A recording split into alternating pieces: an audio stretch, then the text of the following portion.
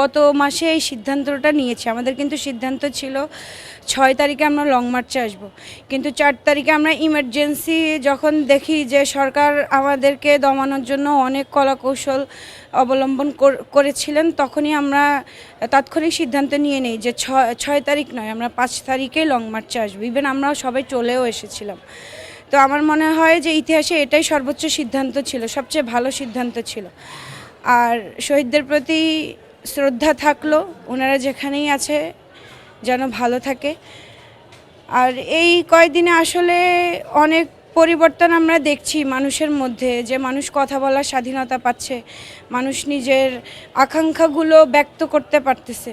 তো সব কিছু মিলিয়ে আজকের এই লং মার্চটা আমাদের কাছে শহীদি লং মার্চ হলেও আমরা আসলে এটাকে বিজয় হিসেবেই দেখছি।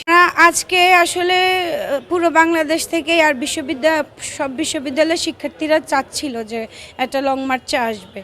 তো এই জন্যই আসলে আমরা এসেছি। আর ওনারা যেটা বলেছে ওটা হচ্ছে যারা অসুস্থ আছে তারা যখন সুস্থ হবে তখন আমরা বিজয় র্যালি করব। এই জন্যই আজকে এটাকে আমরা শহীদি এই লং মার্চ হিসেবে আখ্যায়িত করেছি, আর ওটা আমাদের বিজয় র্যালি হবে ইনশাআল্লাহ। টুকটাক আসলে বন্যা চলে এসে তো অনেক জিনিসই আসলে ভ্যাবাচাকার মধ্যে আমরা পড়ে গিয়েছি, অনেক জিনিসই ধামাচাপা হয়ে গিয়েছে। তো আমরা তো এখনও সেইভাবে সরকার মানে তত্ত্বাবধায়ক সরকারটা আমরা তো গঠন করতে পেরেছি, কিন্তু কার্যক্রম তো এখনও শুরু হয়নি। তো টুকটাক তো কাজ চলছে, আরও চলবে। আমরা বন্যার এই ক্রান্তিকালীন সময় থেকে আমরা বের হই, ইনশাআল্লাহ আমরা ভালো কিছুই আশা করি করব। আসলে আমি ওই সকল শিক্ষকদের কাছে নতজানু হয়ে ক্ষমা চাচ্ছি যে আমাদেরকে মাফ করে দেন।